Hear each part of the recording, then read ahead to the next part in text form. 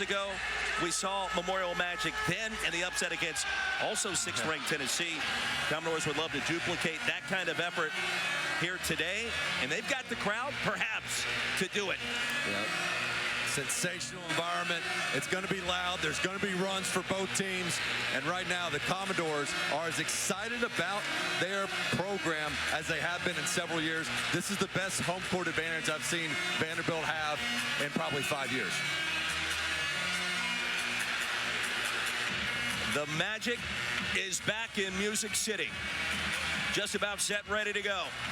Vols have won 13 of the last 14 in this series. That lone loss we mentioned coming 2 years ago as the nation's 6th ranked program.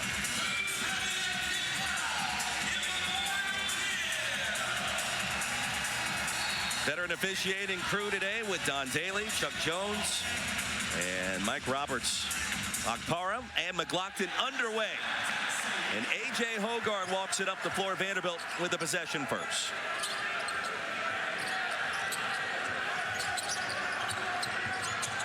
Tennessee off the win at home, or on the road rather, against Georgia. They're down by 1 at halftime, roared back in the second half. Here's Nickel after the pump fake, timer down to 5. McLaughlin for 3. Well, shots Vanderbilt's probably going to have to make to pull off the upset. Their three-point shooting not elite in the win against South Carolina. It's going to have to be strong today. And I think they're going to have to take their first open look. They got Tennessee in rotation, which you rarely do. You can't turn down an open look. You don't know if you're going to get another one. Lanier, Ziegler, Meshack, Milicic, Akpara in the starting 5 again for head coach Rick Barnes.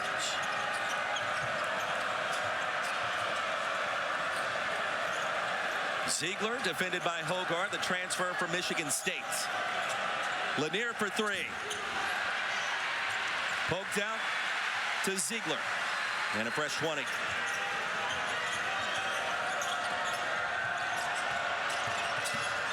Meshack. Well, Vanderbilt, an undersized team, not the best rebounding team in the SEC. But Jason Edwards back into the starting 5 for head coach Mark Byington today, with Tyler Nickel, Hogarth, Mignon, and McLaughlin. Swatted away, Akpara snuck in. It'll stay with the Commodores. Akpara is such a great rim protector for this Tennessee team. Anytime you get in the lane and you think you're going to go up there without any resistance, forget about it. 34 in orange is a specialist. Dan, you mentioned it early. You feel the electricity in this arena now. It's been a minute since it's been like this here. And there's still a lot of orange in here, but it's not nearly the percentage it has been in years past. See if the Commodores can pull off some of that Memorial Magic, as you alluded to. Still scoreless. Edwards will change that on cue. And it's a 3. He's got a really quick release. Dynamite scorer, really confident player. Must find him if you're Tennessee. 17 points per game for Jason Edwards, the transfer from North Texas.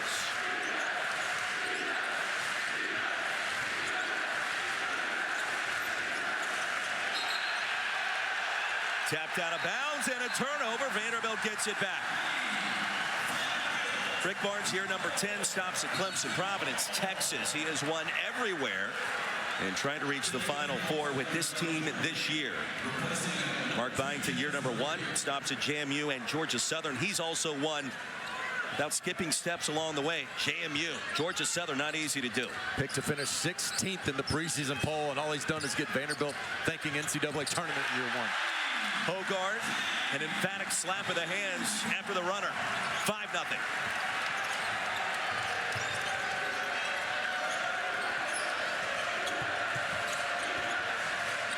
Here's Ziegler from downtown.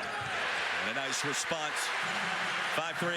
He has impacted winning so much for Tennessee, even when he wasn't shooting the ball well. But now that he's starting to find his confidence from deep, watch out. Feels like Ziegler's been in Knoxville forever. Nickel stops and pops from distance. He's an incredible shooter. That's what he's into doing. A really high release. Tough to contest when you're 6'7" and shoot it at the high point. Fast start for the home team. And Roy, they've got Gainey in already for Lanier after The lackadaisical play with the turnover. Rick Barnes with a short leash right now at that spot. Contact, no whistle. Mignon remains down. Gainey at 19 at Georgia. Ziegler gets it back. Outside to Gainey, wide open. Well, too many second opportunities for Tennessee. You've got to make them one and done if you're Vanderbilt. When you get an offensive rebound, that is the best time to get an open three with the whole defense collapsed in the paint. If you can turn around, you're going to find an open man on the perimeter. He really has turned out to be a fantastic player in Knoxville with how he has developed. The 19 against Georgia, majority of those points coming in the second half. Career high 7 rebounds as well. And he's the prototypical Rick Barnes player. Plays hard, gives you everything that he has, knows how to operate off those ball screens. And his athleticism. He came into at Tennessee, he's gained 20 pounds and added 5 inches on his vertical. You're used to hearing about kids bulking up, but to add that much vert is something else. You think I could do that at some point in time? I think so. If you put your mind to it, and if you get Garrett Maidenwall over there to work with you, but I think he's got better things to do. Hogard off the back iron. I need some assistance. That's all I'm going to say. 4 minutes in and a great start. 8-6. Ziegler, the lob and the finish. Akpara. He just attracts so much help when Ziegler gets in the lane. That is the best part about Tennessee's offense, is Zakai Ziegler's penetration. Tied at 8.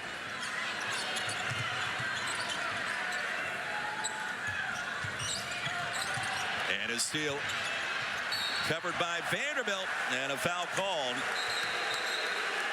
And our first media timeout. Coming up next, you know about the uniqueness of Memorial Gymnasium. Let's take you behind the scenes here at Broadcast Row. We will do that coming up.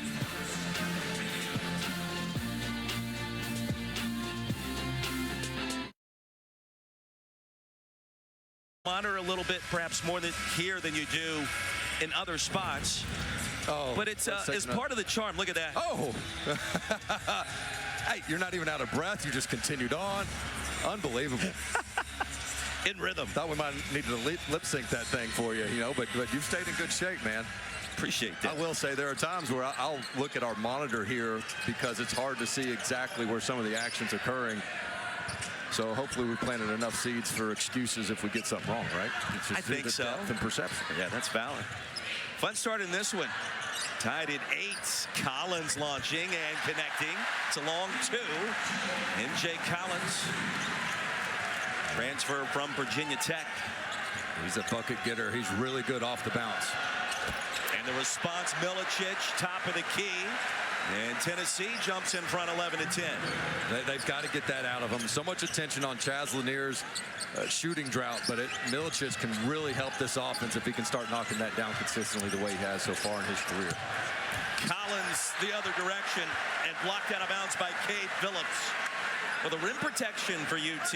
It can be a lead at times, and Chaz Lanier's also back on the court. Yeah, this is not a tall Vanderbilt team. They do a good job getting into the lane. Cade Phillips comes over. Great timing on that one with the weak side block. Jalen Carey on the floor. Physical presence for the Commodores. Big man move. Not this time. Those are ones they got to have, though. I mean, they get a good angle. He loves to spin. And that's where Coach Byington has said, we just got to finish more around the basket than we have been.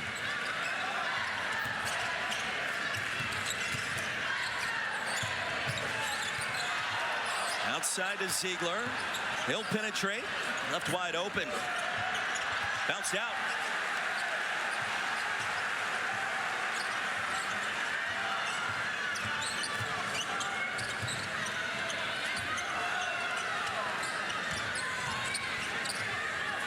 One-point game, 6 minutes in.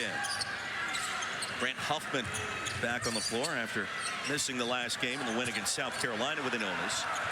Edwards a little tipsy-do. Wide open is Collins. And a foul called. Phillips with the hold, picks up the personal. Against one of the best defenses in the country in the Tennessee Volunteers, I think Vanderbilt's penetration's been pretty good.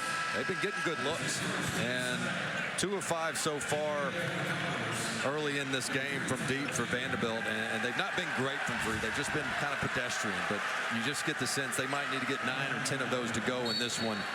Given the fact that Tennessee really loves to help on penetration, you're going to get some 3-point opportunities. Carey picked up by Lanier. Dribbled it right out of bounds. Lanier held his ground. Yeah, and that's all scouting report. You know Carey just loves to back you down. He's going to spin right, spin back left. He's just going to keep turning his back until he gets to a spot, and Chaz Lanier does a nice job holding his ground. Tyler Tanner on the floor. Freshman leader for the Commodores for the first time. He'll defend Zakai Ziegler. Freshman versus senior. Lanier from distance. 14-10 Tennessee.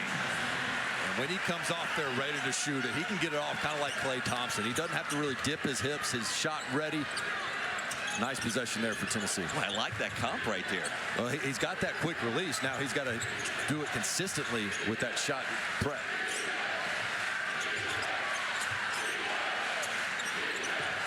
Shot clock down to 6. Tanner off the bounce. In and out. Carey on the putback was shoved from behind. They're going to say that foul. Was it on Phillips? I think so. I think he had his hand on Carey as he was jumping in the air there. A little push off on the offensive rebound. I thought that was in the act of shooting. They're going to be called for it. I think you got a great point there. Was the call before he touched the ball or as he was tipping it in? To me, is the question for the officials. I think they're going to give him 2 shots. And I think you're right. Jalen Carey, JMU transfer, has given Vanderbilt really some of its much needed presence in the post, trying to rebound for a team that's undersized, and I don't think anybody's going to be fooled by what Vanderbilt wants to do. They want to turn you over. They don't turn it over that often. They're going to make threes. They can penetrate. The rebounding is going to be a bit of an issue. And they work their way enough around that to reach the NCAA tournament. For Mark Byington in year number 1, carrying 55% free throw shooters. Got one more. Para checks back in. To your point, though, Roy, I mean, this Vanderbilt team is so good at turning people over, and it's the live ball turnovers. They will jump passing lanes. Rick Barnes showed his team all 25 turnovers South Carolina had last game in the film room and said, you must meet your passes. They can't be lazy or soft. And if you can not turn the ball over, I think you can get pretty good looks against this Vanderbilt defense. The challenge is, can you value the basketball? Here's the lob. Para slams it home. Well, 68% of his made field goals are dunks, and so many of them are just lob dunks. The chemistry between he and Ziegler in year 1 together, it looks like they've been playing together their whole lives.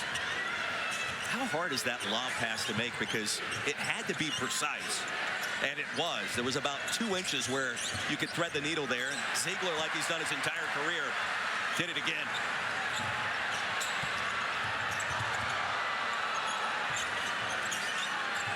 Ziegler wide open, drains it. Well, you add that kind of consistency to his offensive arsenal, and Tennessee becomes a Final Four contender with certainty. Well, if there's one guy that's not going to get rattled on the road, it's Zakai Ziegler, and he kind of grins at the defender and says, you're going to leave me open? Don't disrespect me like that. Ziegler, 2 of 2 from deep. 6th-ranked Tennessee in the midst of an 11-1 run. They've hit 7 of their last 9, in part because, well, Zakai Ziegler knows where to place the basketball. Yeah, they've done this all season long. 2 in this one. Look how high this ball goes. That is a high lob. Almost goes in without even the lob. But see how he gets it at that high point. When I asked Zakai Ziegler and the staff about how long it took to develop that chemistry, they said, look, we had it going right away. The biggest adjustment Zakai Ziegler had to make was throw it higher. Felix Okpara's vertical is much better than the bigs from a year ago. Jonas Adu, who's now at Arkansas, really good big, but you had to throw it a little bit lower right at the rim. Because Ziegler can throw that thing so high, oftentimes you're not going to get somebody on the defensive end to be able to come in and swipe it away because, look, Okpara can just go get it at its high point more so than the defender can. Number 5 in orange. I mean, if you think about reasons why Tennessee can get to the Final Four this season, his experience, all the dimes dropped for all of these years, an elite defender. But his leadership as a guy coming in from the Bronx, like, I don't think you can talk about that enough by the time we get to the end of March. And you're used to seeing veteran guys become leaders, but he has been the heart and soul and leader of this team since he got on campus, no matter how many All-Americans and players and NBA guys were on the roster. Lockton was hammered, hit the deck, going to shoot 2. You know, and Roy, to finish on Ziegler, too, this rivalry, it can take a little bit of an education for the players given the transfer portal. A lot of these guys have never played in this thing before. But that's the advantage Tennessee has, is the continuity of their roster, where Zakai can be like, look, I've been on the wrong end of Memorial Magic before. I know what it's like, and we can't have that happen again. One more for McLaughlin. Don't forget, coming up next, we'll take it over to Mizzou Arena in Columbia. Missouri hosting Arkansas at 6 o'clock Eastern tonight right here on SEC Network. Hogs need a win. Hogs need a win. Understatement, huh? Right? But how about that? They're winless in SEC play, yet Joe Lunardi has them right there on the bubble. And that's due to the fact of the depth of the SEC, the quality of the opponents you see in league play, and the work that was done in November, December. Bumped out of bounds. It'll stay on this. And Gainey lost the handle for a moment. Meanwhile, Mizzou, Coach Gates, Caleb Grill, they have found some pieces. They've stayed healthy. It's one of the most improved teams in America. Yeah, when you look at a win at Florida the way they had, you could certainly argue that was the best win any SEC team has throughout the whole season. This Tennessee team owns one at Illinois. Another lob, Akpara. And that's off the backboard. Tanner the other way. Vanderbilt is a little more stagnant offensively these last 3 possessions. Nickel. McLaughlin with a box out. Lost it out of bounds. Here's a great adjustment by Coach Byington. They said, we're not letting you get any more lobs. Ziegler's man, Tanner, is going to be the backside defender here. So you got 2 guys on that one lob opportunity. They left Ziegler over there in the corner and said, if you're going to skip it all the way across, so be it. We'll close out. But we're going to send 2 guys trying to take away that lob threat. Nice adjustment by Vanderbilt. Tennessee has started, put the clamps down defensively. Vanderbilt 0 for its last 5. After that 11-1 run by the Vols. And that last lob attempt by Lanier proves my whole thesis, how difficult it is and how easy it looks sometimes for these elite athletes to execute the lob to perfection so many times, and not easy to do if you actually try it yourself. Ziegler.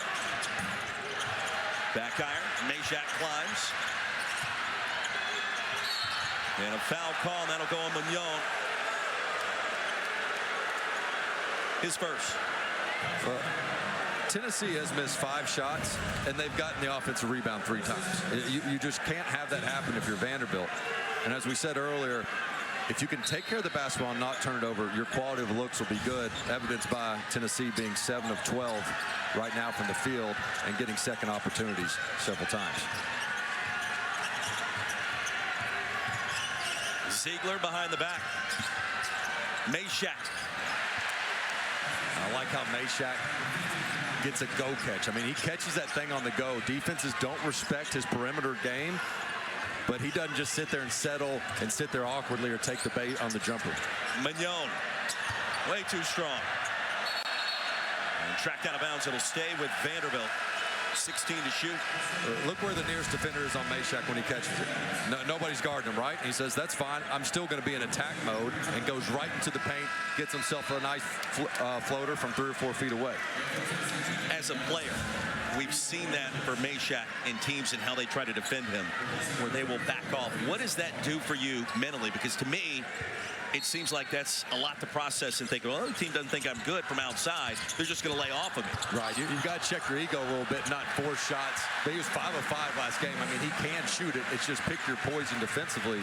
What it does allow him to do is be a better screener. You can do dribble handoffs. He's attacking with 0 ball pressure. So those are the counters you have when a defense wants to try that strategy. But I want to score. I don't want to be a good screener. That's just me. Milicic in the air for a minute. Pops out to Ziegler. Never touched the rim. And Gainey's going to be fouled by Mignon with 4.9 on the timer. His second. No, Mignon's got a lot going on. He's going to get up in your grill defensively. And he'll have something to say afterwards more times than not. A little bit of a scramble mode here. Loose ball, everybody hustling for it. A unique lineup for Tennessee right now. I mean, a very small one where you've got Dubar and Milicic at the 4 and the 5. Gainey blocked by McLaughlin. And here's Hogard. Up and in. He should take that every time. If he's got Ziegler on him, I think he's physical enough to handle Ziegler, and he's tall enough to shoot over the top. Now Milicic turned into a wide receiver, catches the touchdown. And that's the speed you get with this smaller lineup of Tennessee. Milicic at the 5, all of a sudden he is a jet at his position. We've talked a lot in the past about what happens for Tennessee when he starts to make those threes. That outside shot starts to fall. He's already made one today. Great look to McLaughlin, who's fouled going up. And that's on Ziegler, his first. Well, this is just running the floor. And great heads-up advance pass. And McLaughlin just gets beat down the court. Nice pass, nice catch. And nice adjustment, really. I mean, because this is a smaller Vanderbilt team, it gives Rick Barnes the confidence to say, hey, we can play a smaller lineup, and let's see how that works as we spread you out with 4 shooters. McLaughlin at the line, 64%. Hit the game winner against South Carolina. We showed you that earlier. One thing Mark Byington told us about Evan McLaughlin this morning, shoot around. Mr. Consistency. Every day you're going to get the same. And he said, you know what, good things happen to good people. And he quoted a coach from his past. And he said that really personifies Devin McLaughlin with this team. Yeah, he said his life habits are just impeccable. And he deserved to make that buzzer shot, and a memory he'll have forever, especially right in front of the bench. One of the cooler photos of the SEC season.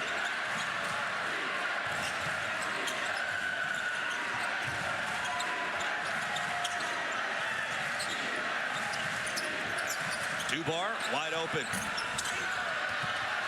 Hogard, McLaughlin. One possession game.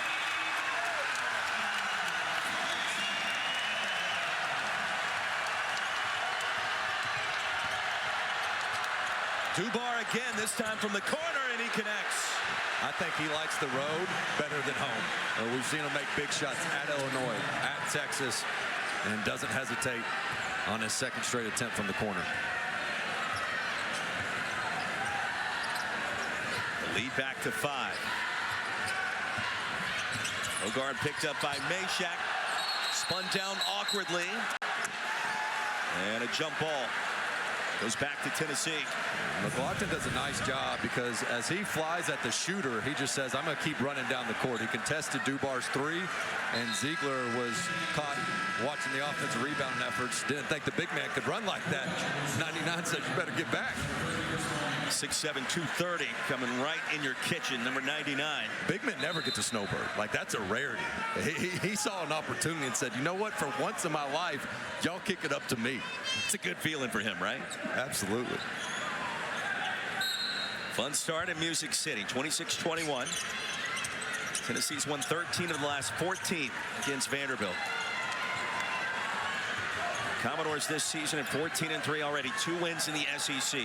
And according to our good friend Joe Lenardi, and he's already in the bracket bunker, he's got the Commodores in the tournament as games began today.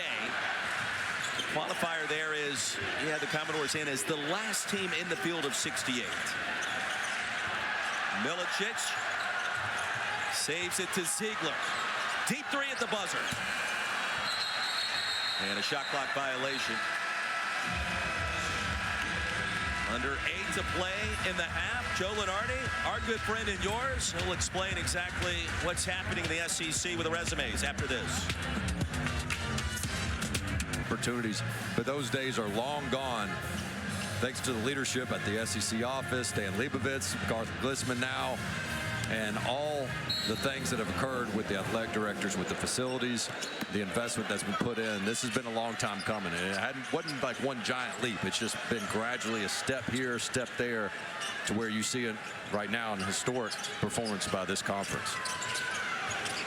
5-point game out of the timeout. Dane Bradshaw, Roy Philpott, Memorial Gymnasium. Vanderbilt and number 6 Tennessee. Mignon wants to make something happen. A giant step. Edwards fouled on the 3. Now the blow by Ziegler. He didn't like the whistle. That's going to be his second. 3 free throws coming for Jason Edwards. Edwards is the guy they got to get going because he can get his own. This one's going to be off the catch. And anytime you lunge from point A to point B, a little bit of contact on the hand. And Edwards is one of those guys that can kind of get his own shot the way Collins can. And you just got to be able to have some of those penetrators and one-on-one players against a Tennessee defense that's so good in their help side.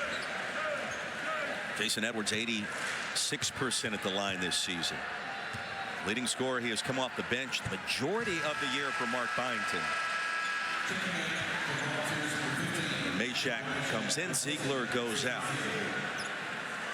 And the philosophy for Vanderbilt to bring Edwards in off the bench, kind of a volume shooter. He's going to get his, as he should, the North Texas transfer, but come in off the bench, you get a second to diagnose what's happening on the floor, and some of your other guys find their rhythm before you enter the game.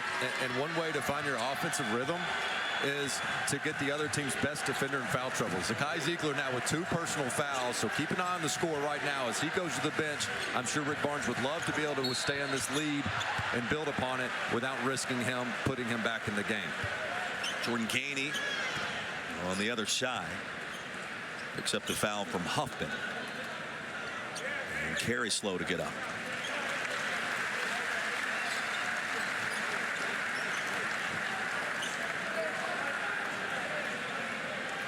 I think he just landed awkwardly there.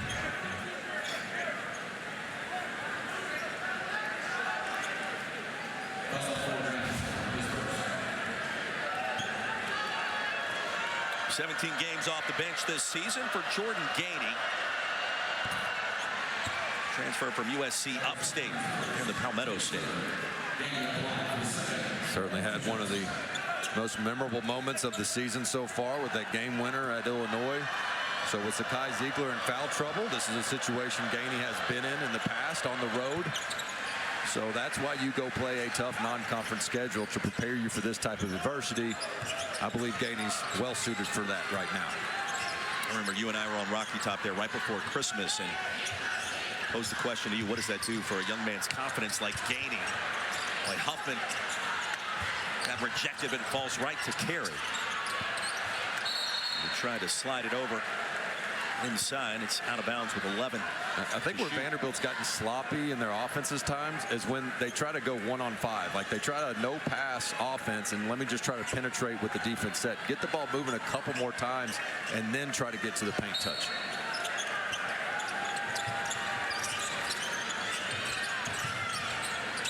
Here's Edwards. Mignon. Mignon gets it back. Up and in. Wanted the foul. But you can keep a camera on number 30 in white, Chris Mignon, the entire game and be wildly entertained. There's a lot happening on either end of the court. He's always in motion.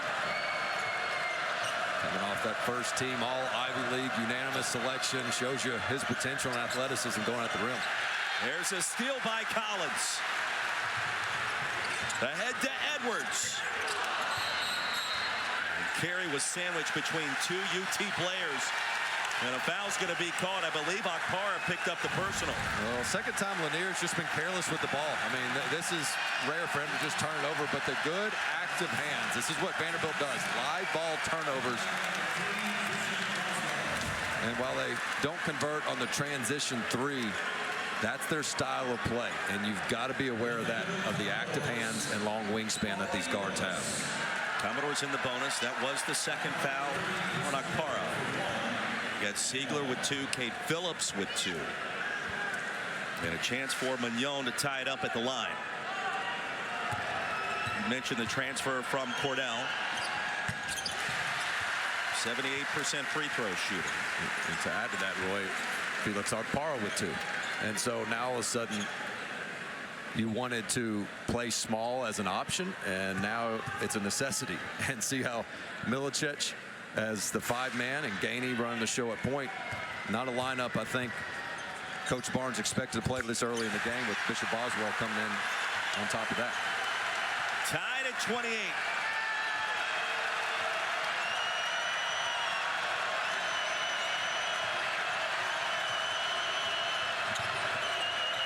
Gainey the step back. And a foul inside. And it's starting to get a little physical. Jason Edwards trying to climb the ladder to pick up the rebound.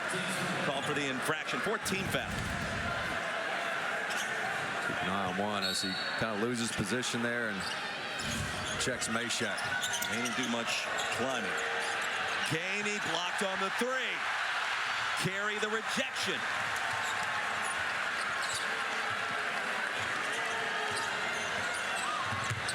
Edwards the crossover.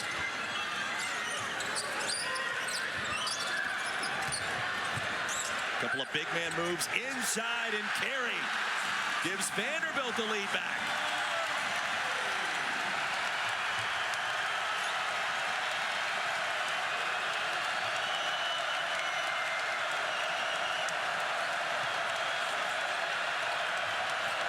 Gainey with a pass, missed the dunk, and a late whistle, and a blocking foul called under the rim. What a frenetic pace back and forth. Vanderbilt imposing their will on the smaller front court, and then Gainey really reads this screen well, goes up at the rim, and it was just that little hip right when he went in the air that caused him to get off balance that I think they got Mignon on. That's his 3rd. And I like this substitution that's about to occur from Rick Barnes, putting Cade Phillips in. You don't have great depth at the 5 spot. Remember, J.P. Estrella had that season-ending injury earlier this year, but now Cade Phillips checks in despite having 2 fouls, just to keep that force down low. Mignon, constant chatter. Walking back to the Vanderbilt bench. Something to say to the crowd. Yelling at his teammates enthusiastically. Yeah, I love it. At the Missouri game, anytime he'd make a 3, turn around and let the front row know about it. Gainey missed them both. 81% free throw shooter. An opening for the Commodores. McLaughlin inside to Carey. And number 22 is going to shoot a pair.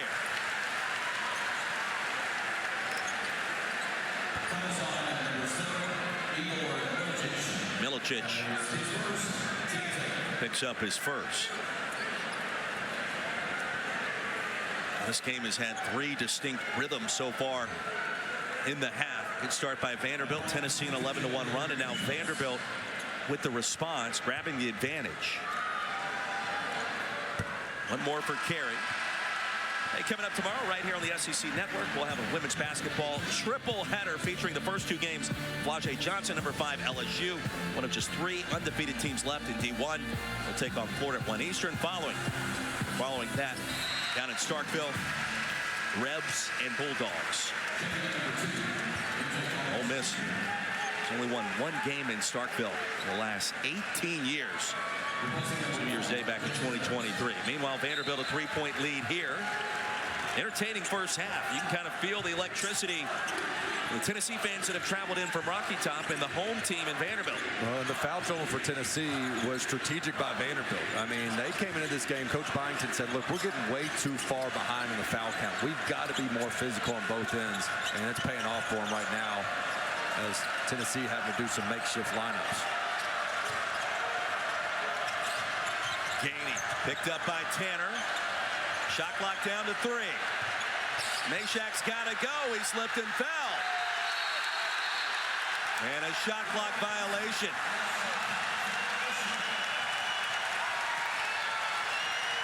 You hear this crowd roar, as they should. Tennessee started 7 of 11. with only 1 turnover. Now they're 3 of their last 11 and with 4 turnovers. So this is starting to become the pace and style Vanderbilt wants of just being a complete pest on that end of the court. Hogard versus Meshack. A.J. Hogard. Tom Izzo's former point guard, in and out. He's brought that Big Ten mentality into the SEC, a physical player. Not many guys are going to be able to take a bump to Meshack and displace him much, but Hogard is one of those guys in the league that has the same physique. Great use of the word displace. That's exactly what he did. Meshack now against Collins. In and out with a mid-range. When's the last clean look Tennessee's had? I mean, it has been lockdown defense on this end of the court. And now more than 3 minutes since Tennessee's last field goal. Hogard gives it up to Collins. Tracked down by Lanier. There's 3 first-half points for Chaz Lanier. Milicic, an air ball.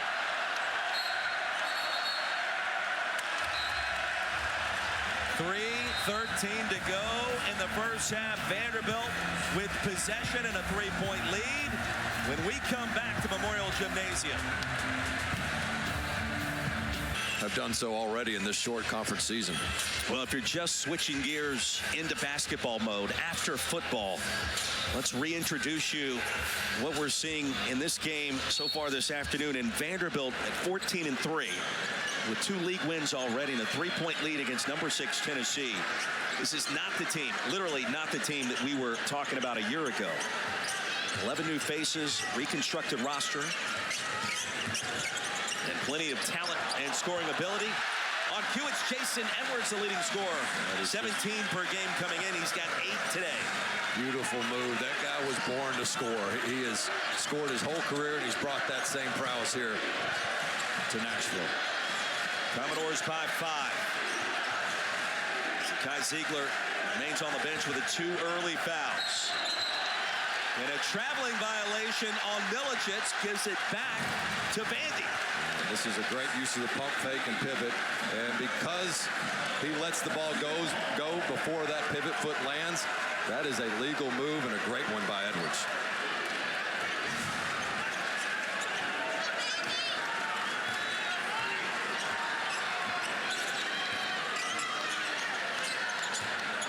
Under 2.5 to go in the first half.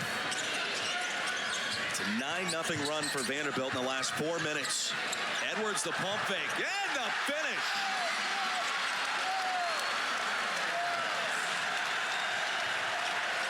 (35-28). And a timeout called by Tennessee and head coach Rick Barnes.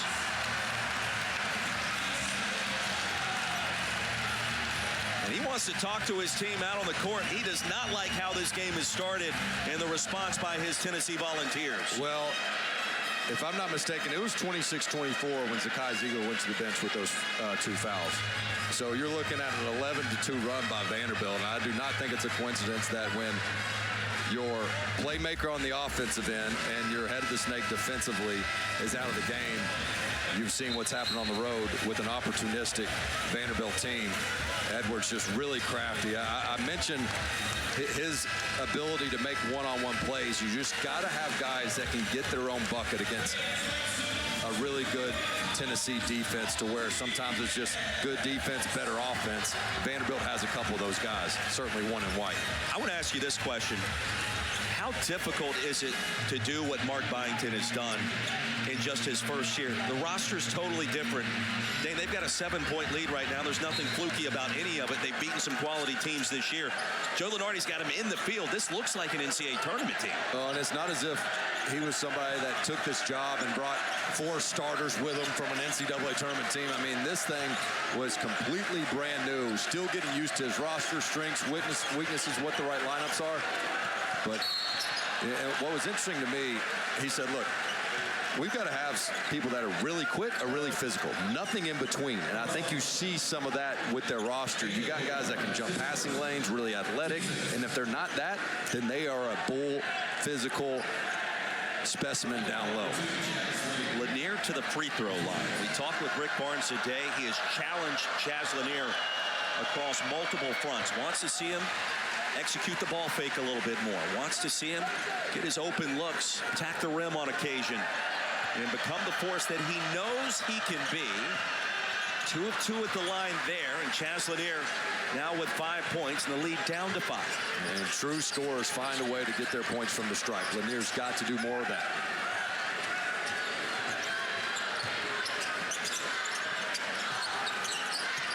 Hogard to Carey. The spin move by the big man.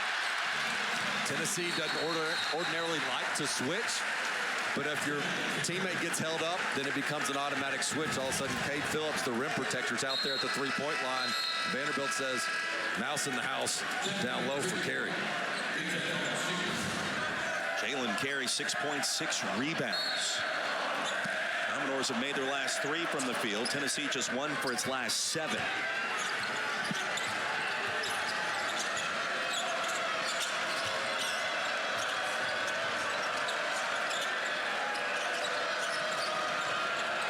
Open look from distance. Chaz Lanier and a big shot near the end of the half to lead down to 4. Big time shot for him and his confidence. And I think that starts with him seeing a couple freebies at the charity stripe.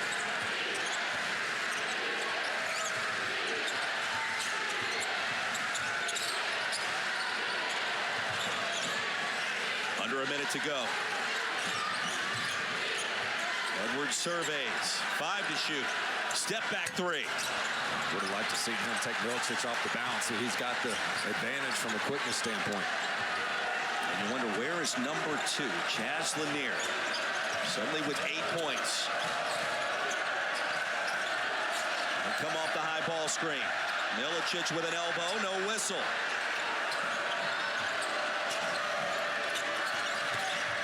Bounce pass to Gainey, inside Milicic. Bump from behind, and 2 free throws coming for the Bulls. Nice little mini run here for Rick Barnes in Tennessee after that timeout. He was showing his frustration and just get a little bit of penetration. Wasn't the prettiest, not exactly how you draw it up, but leads to an inside touch. Lockton picks up his first. Tennessee in the bonus. Only 26 seconds remain. Very entertaining first half. As the Commodore fans remind Igor Milicic of that air ball, and he's thinking, man, that was like 10 minutes ago. Did that make you mad as a player when fans did that? Because they remember, they never forget. Yeah, of course it did. You got to try to make the next one and tell them to be quiet, of course, but maybe more foul language than that, but can't pick up the tech. But I'm sure Igor's like, man, I tried to put that play behind me. 76% at the line, Igor Milicic carries both. 1 possession game, shot clock is off. You seem to be very presumptuous that I've been in that position of having air balls. I assume you didn't have a lot of air balls, but at some point on Rocky Top, I figured it went down once or twice. No, there's been plenty. Hogard picked up by Mayshak. 2 outstanding athletes toe-to-toe. Clock down to 5, will give it up. Nickel for 3, and a foul.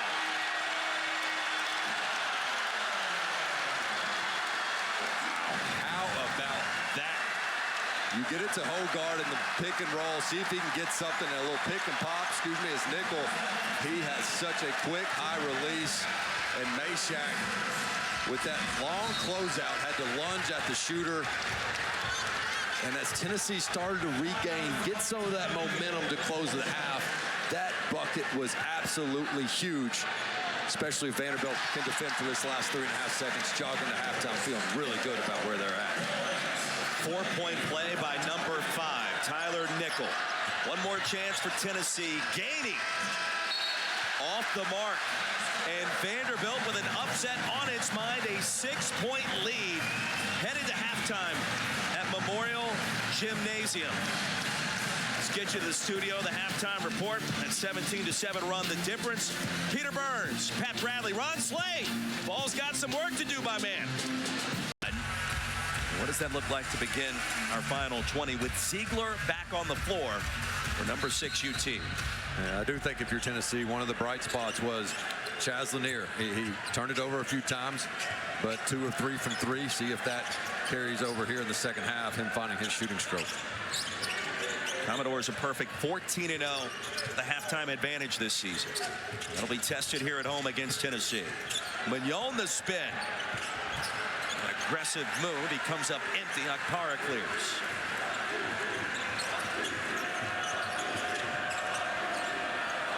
You know Ziegler is going to be a stabilizer.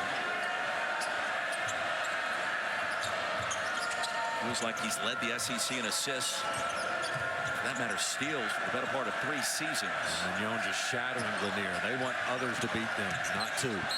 Milicic going to shoot 2. Well, Milicic does a nice job there. He loves to drive right.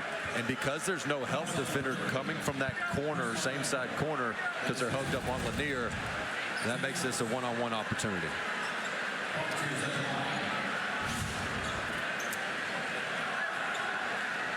Foul was called on Nickel. Let's see, now they're going to switch that to Mignon. So if that's accurate, then Mignon just picked up his 4th personal. And he's been an energizer out there for head coach Mark Byington today in this season. And he's going to have to check out. He has personified that aggressive mindset of attacking the rim, being the aggressor for Vanderbilt. And he shakes his head a little bit. He's like, I haven't been able to get much of a whistle on this in the court when I attack the rim, and I'm the one going out with 4 fouls. Milicic. That's the lead to 4.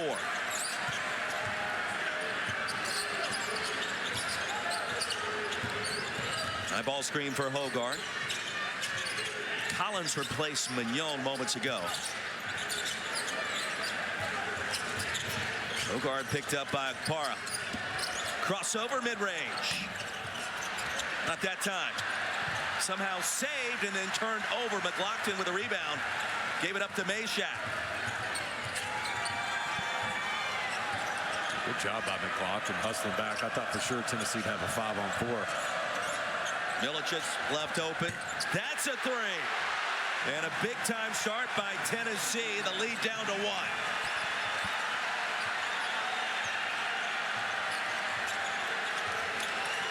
Second triple for Igor Milicic. 26% three-point shooter coming in. Nickel left open. Tyler Nickel responds. Tennessee must find him and have quick early closeouts. And another turnover by Chaz Lanier, who's been really bothered by the active hands and ball pressure of Vanderbilt. Over and back, gives it back to Vanderbilt. And the key there is how far Vanderbilt stretches that ball screen. It makes Akpara have such ground to cover to get back to the shooter. If that is a closer distance, Akpara can get back there in plenty of time. Great spacing by Nickel. Well, you can't talk about this game without the importance for Vanderbilt in the resume. The last team in the field, according to Joe Lunardi right now, and a long ways to go until mid-March and Selection Sunday. The block by Akpara. Karam's out of bounds. It'll stay with Vanderbilt. 5 to shoot. If you want to talk about a resume builder, potentially an upset here against number 6 Tennessee, definitely be that. Oh, I mean, this game right here, while they'll have plenty of opportunities, if Vanderbilt could find a way to win this, this could very well be the difference between their name being called on Selection Sunday or not. Felt like he just dropped the mic right there. Edwards does it on the 3. Lead back to 7 just like that.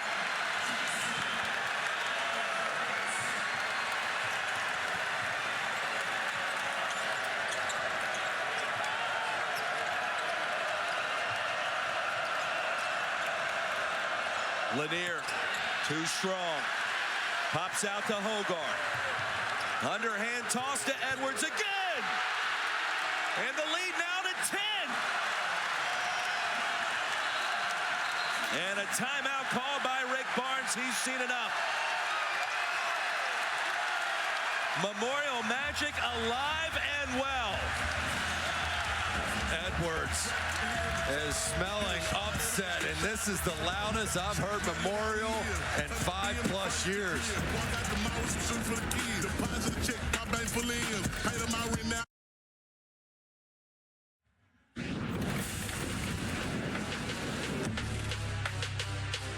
Here comes Mignon with a pass. Outside to Lawrence for the win. Yes! He got it! He got it! Vanderbilt wins it!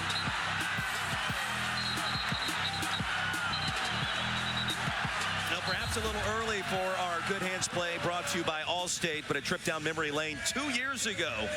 Sitting in this very same spot, the upset of number 6 Tennessee, which, well, you wouldn't believe it unless you saw it again. The same exact ranking by the Volunteers here today, who currently trail by 10. Dave Bradshaw, Roy Philpott. Familiar voice on that call. Great job. I'm sure Tennessee fans are thrilled to know that same guy is calling this game again. Well, it is what it is, but it is interesting when you look at Tennessee ranked inside the top 10, venturing into Memorial Gymnasium. The record is not what you would expect it to be. Now, we're going back to 1968. Yeah. It's been a minute, but they've struggled here under similar circumstances with just 2 and 5 in 7 meetings before today. All right, if you're Rick Barnes, what are you telling Zakai? What are you telling this team after what we've seen here to begin the second half? They've got to try to get some dribble penetration. They have not had good paint touches. Ziegler bounces it out of bounds. And Vanderbilt causes turnovers, but some of these are carelessness. We see Ziegler, that's right hand, strong dribble, open lane. You just got to keep control of it. Chaz Lanier, careless with the ball. And those turnovers are starting to stack up. 8 now for Tennessee, wasted possessions. Vols this season only loss coming at Florida. Tennessee was ranked number 1 in the country. Nickel open again. It's like a layup to Tyler Nickel. The lead swells to 13.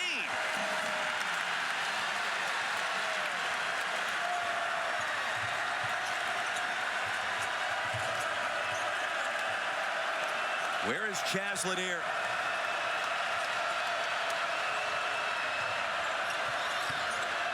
This time Akpara, the spin, and the jump hook and a foul. Well, that's one way to do it. That's what Tennessee must have in the post. They have just not had a back to the basket, dump it down inside, stop the bleeding type post presence. And Rick Barnes is just imploring Felix Akpara to demand the ball down low, trust that jump hook. Yes, they're good at throwing those lob dunks, but that's not sustainable for your 5-man paint points. It's got to be traditional buckets like that. Transfer from Ohio State. 3-point play, and that'll cut the margin down to 10. That'll stop a 12-2 run by Vanderbilt. Remember, Tennessee sliced that lead down to 1 right out of the gate to begin the second. How about pick and pop with Nickel? It's worked several times already. Works for Hogard here, and A.J. Hogard. It's pretty simple basketball for Vanderbilt. High ball screen, throw it back to Nickel. If they cover that, keep your dribble and get to the rim. That's 8 points really on the same play. Just this half.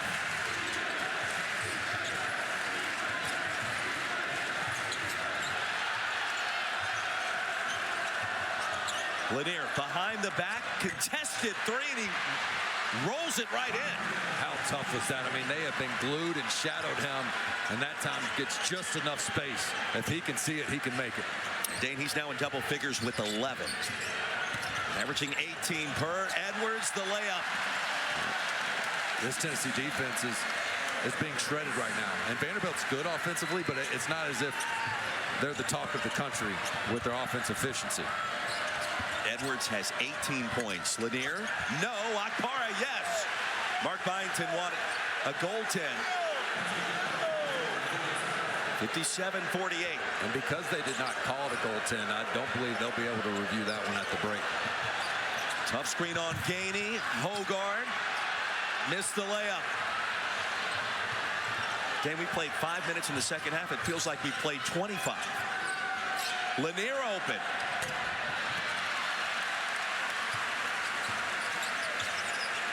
Mark Byington tells Jason Edwards, slow it down for a minute. There's a wide open Hogard. McLaughlin. Hogard again. Yes!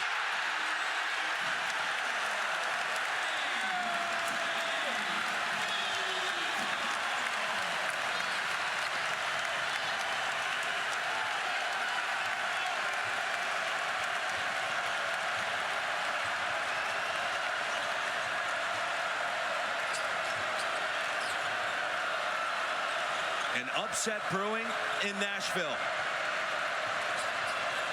5 to shoot. Ziegler cuts inside, spins it down. 60-50.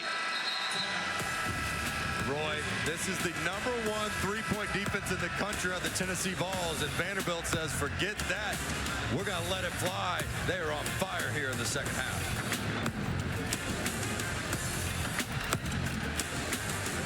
Well, what a start for Tyler Nickel, the Virginia Tech transfer, already with 13 points this afternoon. Coming into the game, 101 of his 132 field goal attempts on the year were from 3. So you know that's what he does. He's a marksman, but that distance on the pick and pop has really given Tennessee problems. And what's so uncharacteristic about tonight is look at Tennessee's 3-point defense on the season. That is the best in the nation, and it's really not even close. Yet tonight, a Vanderbilt team not really known for their 3-point shooting has found open looks. They're playing with confidence, and that confidence has been contagious here in the second half. They only made 3 threes in the first 20 minutes today. 5 so far in the second 20. Hence the 10-point advantage. And we just have not seen Tennessee's defense scramble the way they have here. And so look for Rick Barnes to make an adjustment. I don't know if, hey, when it's ball screen, we're just going to automatic switch out, because right now they're getting beat on the recovery back to the shooter. So maybe a quick switch and say, hey, bigs, you're going to have to guard their point guard a little bit. And guards, you're going to have to close out on that tall shooter. What a day in the SEC so far. Alabama on the road at Rupp. Now the way against Kentucky. Georgia and Auburn out in Athens came down for the final 0.3 seconds. And Auburn survived with a 2-point road win without Janai Brew. That game's going on right now, including here in Nashville. Vanderbilt's trying to spring another upset against a top 16 in Tennessee. Carey inside. So Tennessee did decide to start switching on the perimeter, but what that did is leave Carey down low on Lanier, forces his way into the basket. Crossover by Ziegler. Trying to lob it up to Okpara, and a foul's called. So Okpara does a nice job coming on the weak side here to try to help Lanier, but that's just a tough 2 at the rim.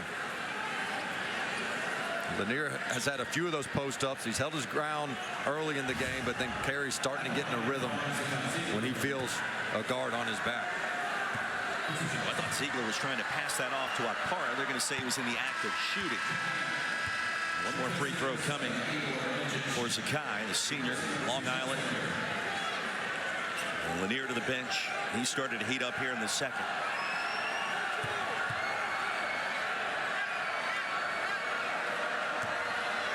Ziegler close to a double-double. Now with 10 points and 7 dimes. Grant Huffman will spell Jason Edwards as the point guard for a minute. This was something that Mark Byington talked about with us this morning. He has to find ways to allow Edwards to rest. Boy, I mean, to help off, I get trying to stop the drive, but let Ziegler control the penetration instead of leaving the red-hot Nickel.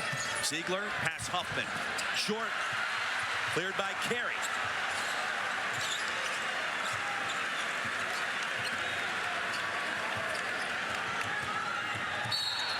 And a bump, Okpara. That's going to be his 3rd.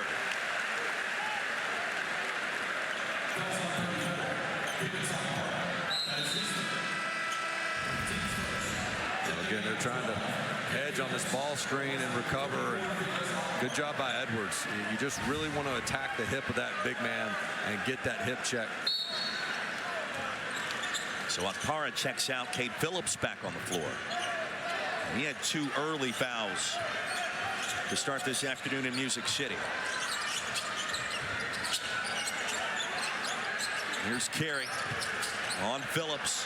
Stolen by Meshack. That's a great dig by Meshack.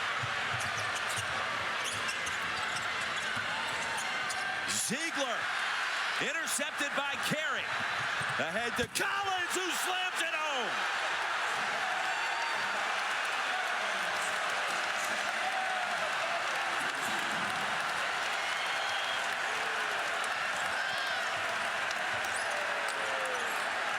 Every run by Tennessee, Vanderbilt has responded.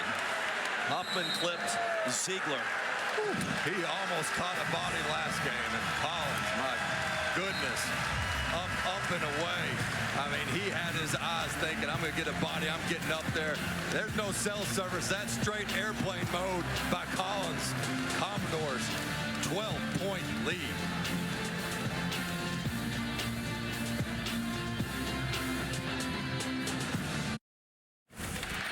Well, it's time to look at the big flex play brought to you by Southwest Airlines. Dane Bradshaw moments ago indicated that MJ Collins in airplane mode. He is set for takeoff and liftoff number 2 for the Commodores. Still on the way up, Dane. Yeah, he could have dunked that on a 12-foot goal. That was just incredible athleticism by Collins. You're going to see that one on SportsCenter, SEC Now. And you know who I'm feeling for the worst right now? Former ball Ron Slay in studio. He's going to have to call that highlight several times. He's loving it. Award-winning artist Jelly Roll in the house. Vanderbilt Athletic Director Candace Story-Lee. And a couple of pictures directly beside us moments ago. And Jelly Roll received a very nice standing ovation by this capacity crowd at Memorial Gymnasium, which, by the way, is coming unglued at the seams today. This structure built back in 1952. I don't know how many times it's been this loud, but it's been pretty loud this afternoon.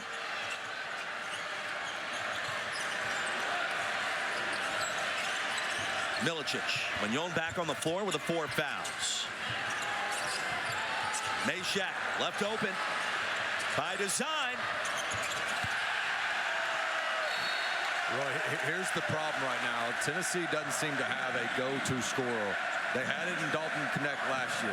Chaz Lanier looked like it this year, but when he's struggling, this looks like 2 years ago when you had complementary scorers trying to take on a lead role. Remember Tyreek Keys, Santiago Vescovi, Josiah Jordan-James. That sort of roster that doesn't have that individual star power scorer, and Lanier's going to check in because the ball's just got to get a bucket from somebody. Too much standing and watching. Chaz Lanier does have 11 points. Yeah.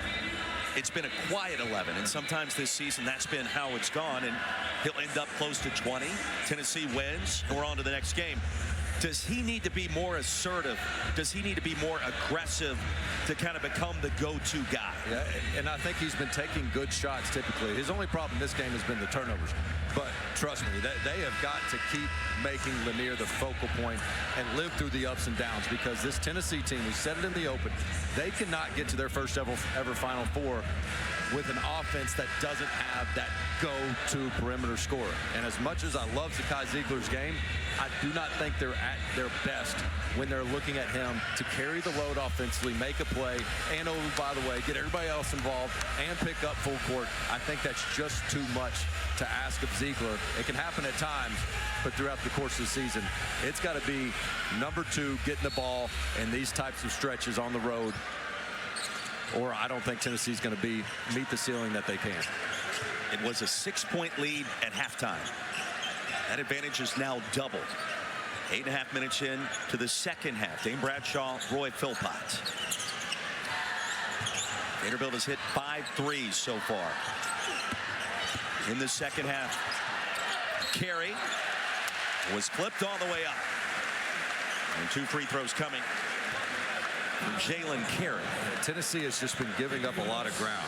I feel like when Vanderbilt puts their shoulder down, that one power dribble, they are getting deeper and deeper underneath the rim and just burying Tennessee's 5-man.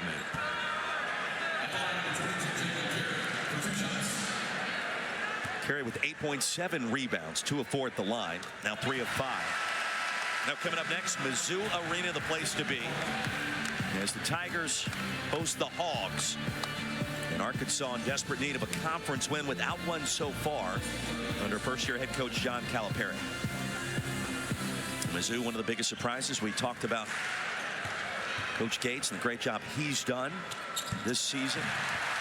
That surprised Missouri at Florida. I mean, I'm as surprised by this right now. This is a Tennessee team that's only allowed 70 points 3 times all season with a high of 73. Yet here they are on the road. And a steal. Tanner, the freshman. Vanderbilt already, Dane, to your point, has 68. And the largest lead at 16. This is where Ziegler must stay composed. He tends to turn it over, and then he follows it up with a great play there. That's much better by him. Sometimes he's so eager to get it back that he follows it up with a second turnover. Para in double figures with 11, along with 3 rebounds. They just got to find a way to get a stop, consecutive stops to get back in this game. Nakara has been a force in the paint with those lobs today. Collins lost the handle. Big shot here from Ziegler. You're right, that was a clean, open look in transition, just unable to convert.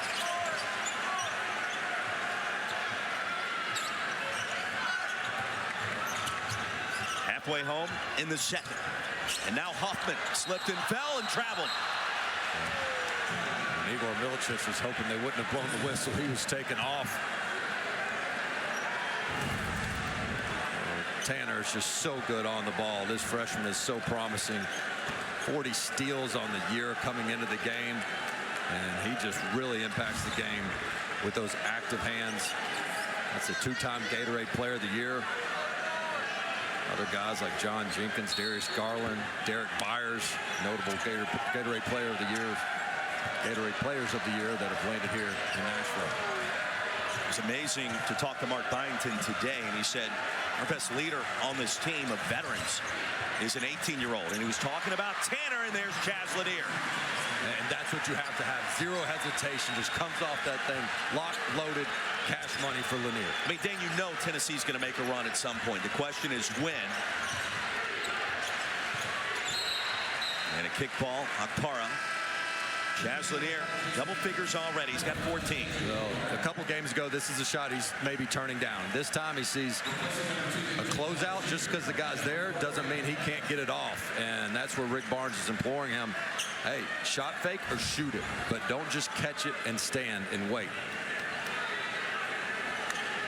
Yeah, Mark Byington compared him to Klay Thompson. You just can't make mistakes when you defend Chaz Lanier. The release, three-point ability, the decision-making, the North Florida transfer.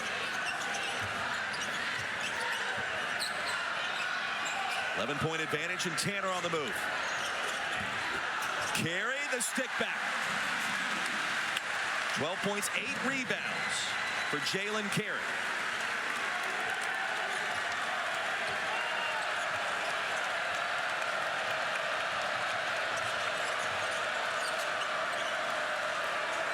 Vanderbilt trying to move over 500 in SEC play. Hogarth thought it was clean. It was not.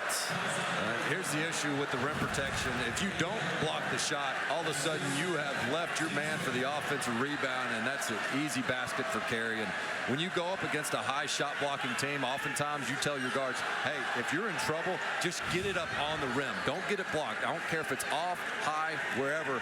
If you can get it on the backboard, we're going to have an offensive rebounding opportunity, as Vanderbilt did right there. Tennessee last led in this game at 28-27. About 6 minutes remaining in the first half. Since then, all Vanderbilt. There's the 4-point play by Tyler Nickel right before halftime. And reasserted the Commodores. Chaz Lanier off the mark.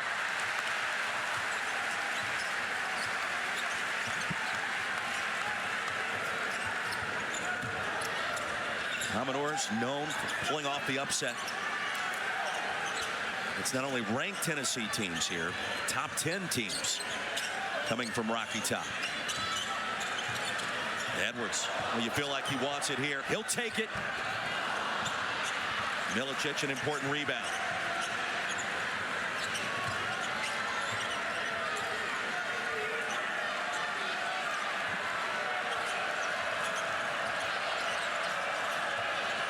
What a game for the upset-minded Commodores. Akpara tried to slam it home. Fouled in the process. Well, their go-to player may be Chaz Lanier, but their go-to play is pick and roll and throw that thing up to Felix Akpara. Opponents of those replay reviews.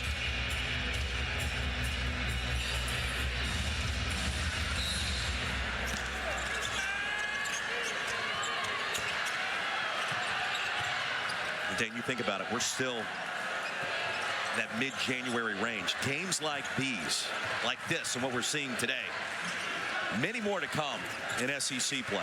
And if Tennessee can get this thing to single digits, all of a sudden, typically the team with the lead starts playing a little bit tighter.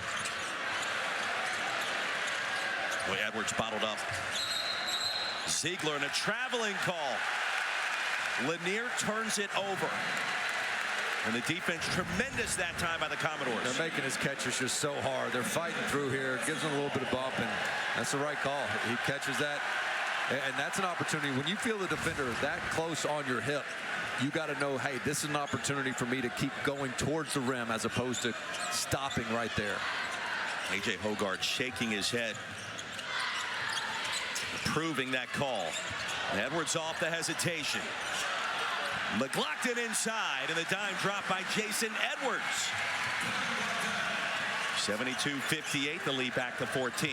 Certainly the less stops you get, the less likely you are to get anything in transition. It's been nothing but half-court basketball for Tennessee, making it very tough for them to claw back in this thing. And they've had to work for every inch offensively. Nearly another turnover. Lanier saved it. Ziegler up and in. He's just tough as nails, but he has got to sit down and guard like he's never guarded before. He is the head of the snake. Tennessee has to get a stop. Trading baskets is not going to get it done for Rick Barnes and this team. Freshman versus senior. Tanner and Ziegler.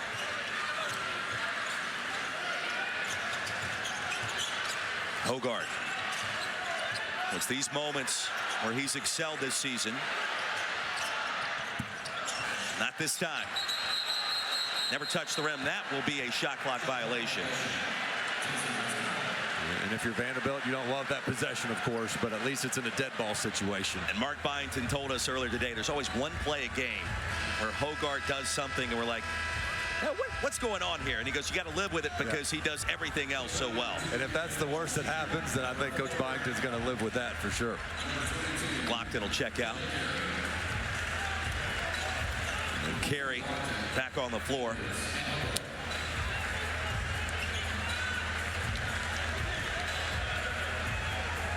Well, Vanderbilt, in a sense, has reintroduced itself to the SEC, not only in men's basketball, but in women's hoops. Go back to the great job Clark Lee and company have done on the gridiron. Okpara slices that lead down to 10. And a lot of basketball left to be played, and a lot of UT fans in the house starting to make some noise.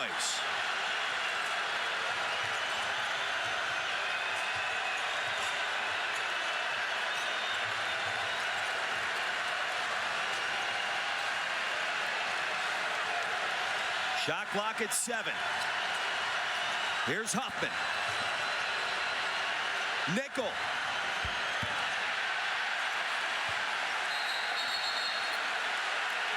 Out of bounds. And let's see.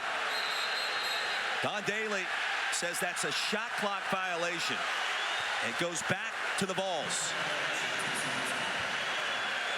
2 possessions in a row. Vanderbilt has gone so late into the shot clock. I think Coach Byington really wanted to get one of those pick and pop situations with Nickel, and it's going to hit nothing but backboard there. Right call. And Dan, you can feel momentum starting to turn a little. Milicic is going to utilize a timeout. 4:58 to go.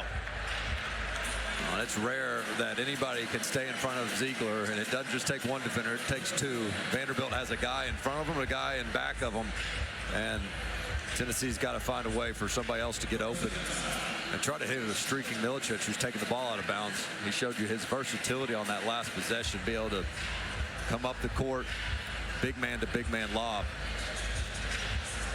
Now, Tennessee viewed as a 1 seed right now by Joe Lunardi. Vanderbilt, the last team in the field, according to ESPN bracketologist Joe Lunardi. The senior Zakai Ziegler, his numbers impressive as always. But you mentioned it. It's a bigger deal for Vanderbilt to enhance the resume, and the difference on Selection Sunday, between getting in or not could come down to these final 5 minutes. Yeah, no question. You'll look back in March and say, all right, we had a 10-point lead against what could be a #1 seed on our home court with 5 minutes ago. What did we do with that opportunity? It's right here in front of Vanderbilt. They've got to take advantage of this. For Tennessee, of course, you want to keep that 1 seed. So there's certainly plenty on the line for them as well. Auburn continues to win without the injured Janai Brew.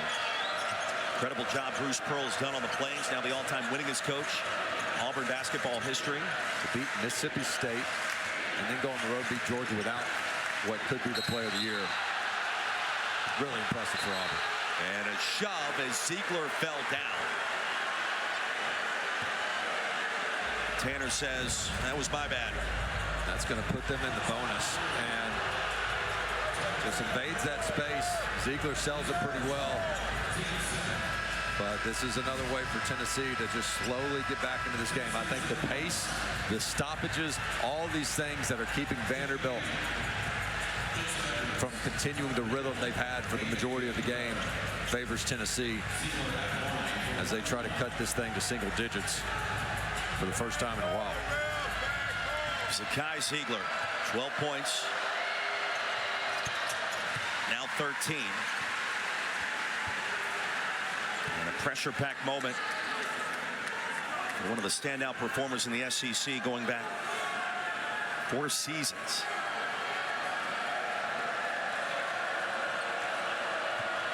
Vanderbilt built a 16-point lead and has now been sliced in half.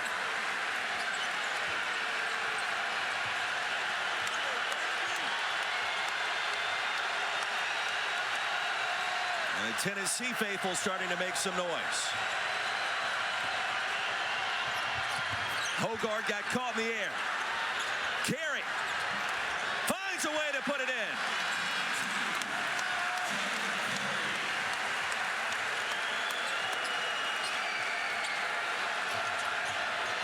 Lead back to 10. Ziegler, a lob. Akpara make it 8. His 10th assist. Zakai Ziegler now with a double-double. His penetration is just, it kills opponents. And great heads-up lob there on this end. I think Vanderbilt continues to get good looks off this ball screen action with Nickel. They've either had the pop or a good driving lane. Hogard on Milicic. Draws the foul. And A.J. Hogard shooting 2 when we come back. Well, Tennessee's back is against the wall, and Zakai Ziegler is unafraid on the road, no matter the deficit, trying to will his team to a comeback victory.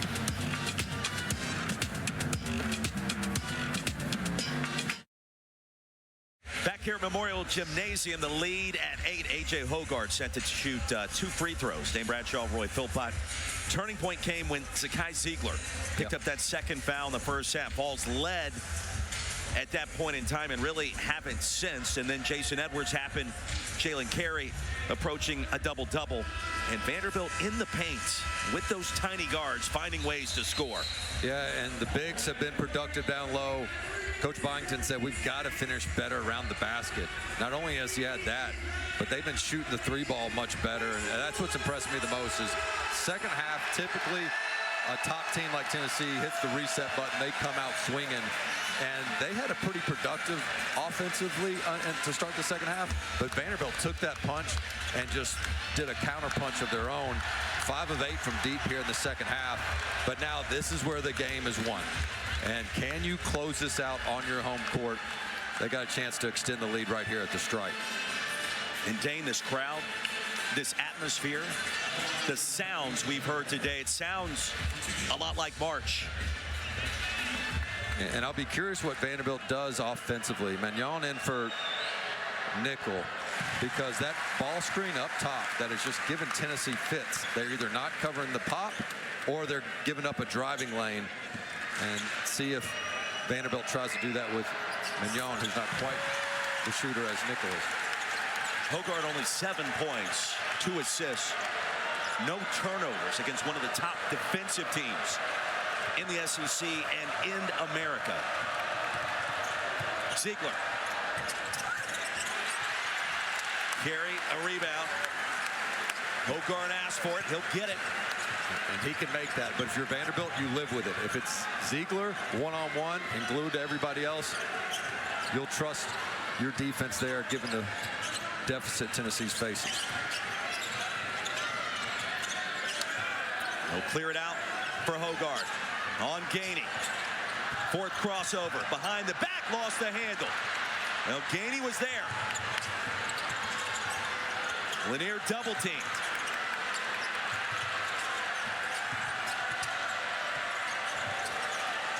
Ziegler. Blocked out of bounds by the freshman Tyler Tanner. And if you're Rick Barnes, you just thought for sure that was going to lead to some sort of transition three opportunity, but Vanderbilt gets back, closes out, gets matched up. Really good job of not allowing Tennessee to find an open look despite having numbers. The lead remains at 10.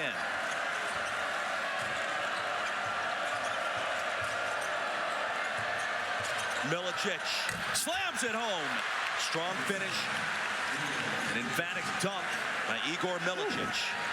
You talk about sending a message of we're not dead yet. Igor Milicic just attacking the rim. Holy smokes. This is the aggressiveness you want to see. Teams kind of sit on that right hand. He likes to drive right, but he says, look, I got a left hand too. And just coming off 1 foot there outside the restricted arc. That is such an athletic play by the big man. He can shoot it, he'll rebound, he can pass it. You can run plays for him, you can run through him. And see if that doesn't ignite this Tennessee team for a late rally. Mark Byington called the timeout. How does Tennessee attempt to try to get a stop here with what we've seen with Hogarth trying to get to the line, and it seems like every possession where Vanderbilt has to score, it does. I think the number one thing for Tennessee is finishing the possession, because Vanderbilt is likely to take a lot of clock, which means it might not be the best look. They'd rather kill clock, limit the number of possessions left in the game. But when they do that, go to late clock, ball screen offense, contest shots, and rebound, make Vanderbilt be one and done. If you allow them offensive rebounds, there's just too few possessions left in this game, down 8. 2:35 to go. Dane Bradshaw, Roy Philpott, what a scene at Memorial Gymnasium. First-year head coach Mark Byington in search of that first really big upset and a chance to accentuate the NCAA tournament resume. I mean, Dan, you figure if he holds on here, he gets a call from Joe Lenardi later today. Coach, you're in. What a job. Nickel to Carey, outside to Edwards. Cleared by Akpara. And they did a bunch of double teams to try to speed Vanderbilt up to not allow them to waste clock. Lanier. Ziegler. Hogarth right on top of him, and now Milicic. Hogarth a rebound. They have defended Tennessee's cuts, the handoffs, the back cuts so well here on these recent possessions. And a foul called on Chaz Lanier. Ball still with a foul to give. Make that 2 fouls to give. Tennessee running out of time. And if you're Vanderbilt, you got to wonder, hey, maybe not take the bait. They're double teaming us, trying to get us to take a quick shot. It's a risk, but pull it back out. Dangerous pass. And it bounces out of bounds. Right over the head of our trusted analyst. Boy, I mean, there's nowhere to go to there. You got your big man Carey right there in the middle. Just got to settle down. Don't let the pressure bother you. But with an 8-point lead, Mark Byington says, hey, got to have a short memory. Move on to the next one. Nickel and Edwards check out. Mignon and Tanner back on the floor. Ball still with an opportunity. Trailing by 8. Milicic off the pump fake, make it 6.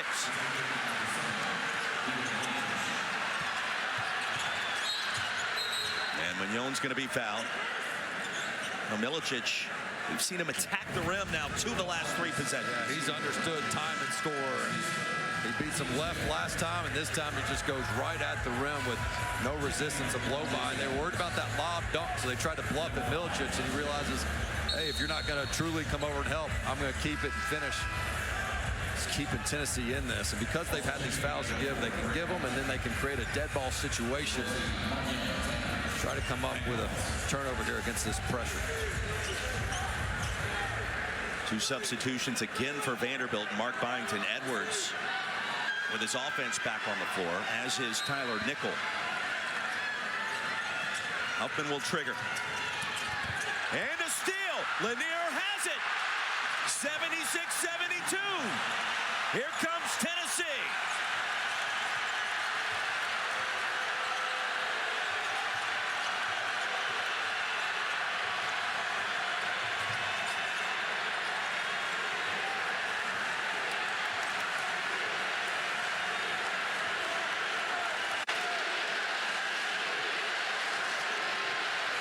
Edwards on Lanier. Triple team. Too strong. Milicic has it.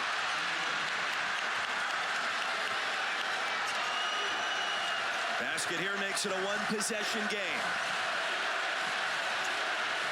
Ziegler. Foul. Tennessee has trailed by as many as 16 points in the half. A chance to cut it down to 2 here. Got a hand check there, and Ziegler was trying to find Gainey coming off those screens. Vanderbilt is denying those cutters on the perimeter. Puts his head down, draws the contact. And on the previous pressure set, I mean, if you're Vanderbilt, you just got to meet that pass more aggressively with 2 hands. Good deflection by Tennessee to create the steal, but must be strong with the ball. This is that intense and the pressure that comes with trying to hold a lead. When you're the underdog, you've been playing loose all game, and now you got to come with the close. Vanderbilt getting very tight right now. 1-possession game. Ziegler perfect at the line, 5 for 5. And a 7-0 outburst by the Vols. They are right back in it. And you thought Tennessee might be in a position where they had to start fouling to extend this game. If Ziegler makes this free throw, you're going to continue to press up, see if you can't create a turnover. But Rick Barnes may play this thing out, try to get a stop, and send it to overtime late. 76-74. Defense for offense, substitution, Jemai Meshack in the game.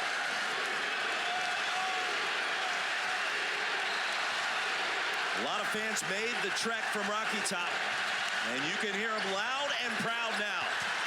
Full court pressure. Edwards was open. Nickel did not fire the pass in his direction and is fouled by Ziegler. So it's interesting what the situation is here, because had he not fouled, you could have played that out and still had 15 on the clock. But now that he does foul, there's not, what, an 8-second differential.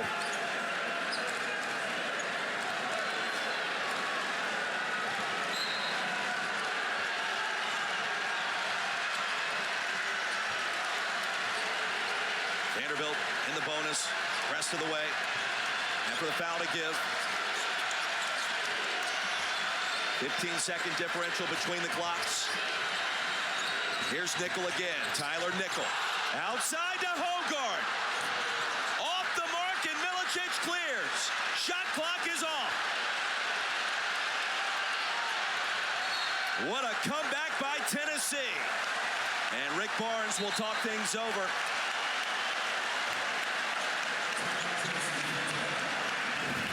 Well, they got the look they wanted here late. Drive, draw, contact.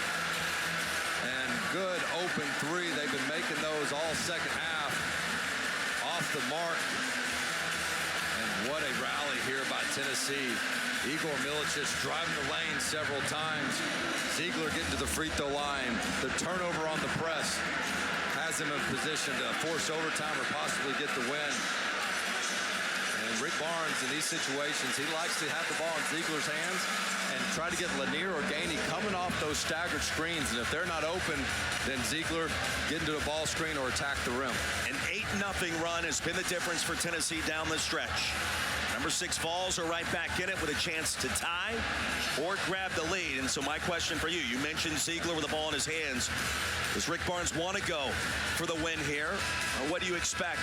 No, I think you want to be aggressive and come off those curls hard. You're in the bonus, get to the rim, try to force overtime. If you can force overtime, all the momentum is on your side. This will be a deflated Vanderbilt team if you get this to overtime. Obviously, if the three's wide open, take it. But you're gonna, if you're Vanderbilt, you got to just continue to deny Chaz, Lanier, and others the ball. And I think take your chances with Zakai Ziegler trying to go one-on-one in the paint, make him finish over length and contact.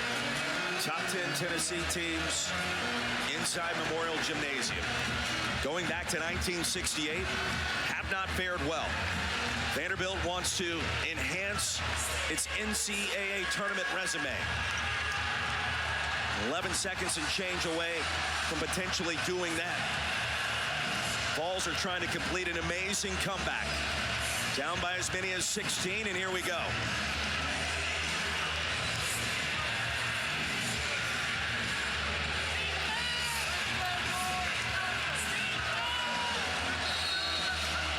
This capacity crowd on its feet. Chaz Lanier. 8 seconds to go. Lanier blocked at the rim. Vanderbilt saves it. Tanner's going to be fouled. My goodness.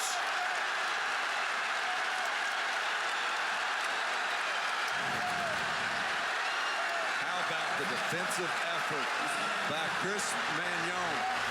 A year ago, he's playing in the Ivy League at Cornell, and now he's contesting a shot with possibly a game-winning block against one of the top teams on the country. His effort and energy has been consistent all game long. He's had some foul trouble, but he has been the aggressor on both ends of the court. Tyler Tanner, 72% free throw shooter. The strike. That was the 4th foul on Ziegler.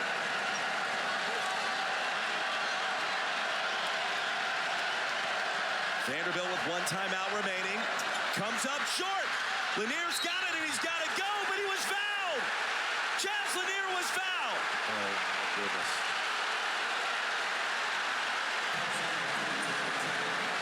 Unbelievable. This is it well short. Becomes a loose ball situation. Looks like it was more Tanner getting him with the hip there. Holy smokes. Chaz Lanier, 77% on the season. Chance to go to the strike in a pressure-packed situation. There's no contact there. Lanier heaves a desperation shot, probably from half court. Now at the line. 77% on the season. Money.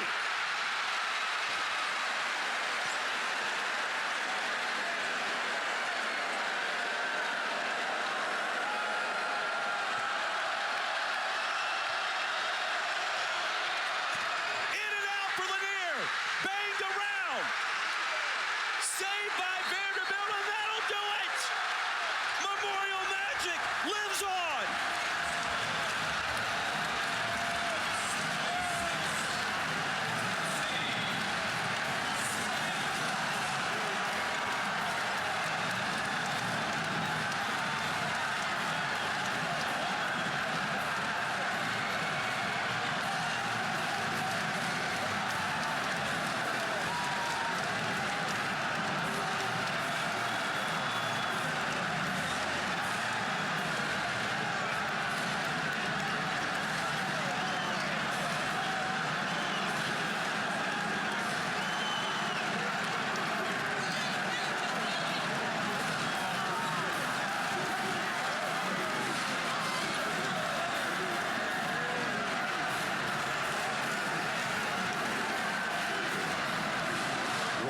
said this is the best home court advantage Vanderbilt's had in years.